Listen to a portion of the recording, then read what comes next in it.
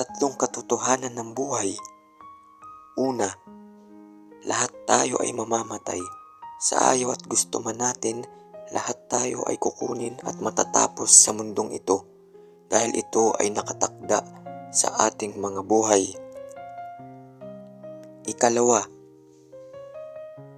lahat tayo ay iiwan ng mga mahal natin sa buhay.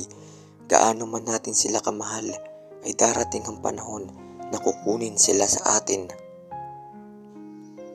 Ikatlo, hindi mo madadala lahat ng ari-arian mo sa hukay.